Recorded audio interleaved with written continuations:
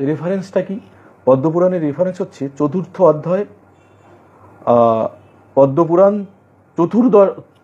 চতুর্দশ অধ্যায়, 421 পাতা, চতুর্থ সংস্করণ, গীতা প্রেস, দিল্লি। এইটা হচ্ছে পদ্মপুরাণ। তো পদ্মপুরাণের কাহিনীতে আমরা কি পাই? পদ্মপুরাণের কাহিনীতে পাই সেটা হচ্ছে মহিষাসুরের পিতা জম্বাসুর। জম্বাসুর ব্রহ্মার সাধনা করে ধ্যান করে ব্রহ্মা খুশি হয়ে এই জম্বাসুরকে একটা বরদান করেন। কি বরদান করেন? যে জম্বাসুর, তোমার গর্ভে, তোমার ঔরসে যে সন্তান জন্ম নেবে সে হবে স্বর্গমর্ত পাতাল বিজয়ী বীর, তার কাছে সবাই পরাস্ত হবে। এই বরটা পেয়ে যায় কার কাছ থেকে? ব্রহ্মার কাছ থেকে। কে পায়? জম্বাসুর।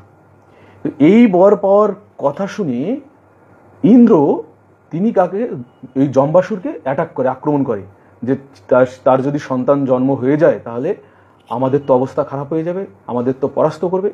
ফলে জম্বাসুরকে অ্যাটাক করে, আক্রমণ করে।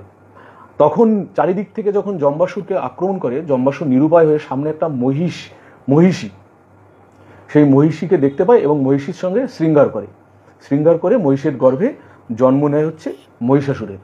দেখুন এইটা কতটা কাল্পনিক, আপনারা বুঝতে পারবেন কতটা কাল্পনিক, যে একজন পুরুষ সে মহিষাসুরের সঙ্গে শৃঙ্গার করলে কখনো কোনো মানুষের জন্ম হতে পারে বা অন্য কোনো প্রাণীর জন্ম হতে পারে?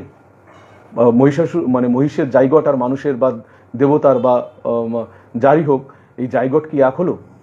ফলে এটা হচ্ছে কাল্পনিক। এটা মানে বুঝতে কোনো শিক্ষিত বা লেখাপড়া শেখা লাগে না, যেগুলো কাল্পনিক কাহিনী।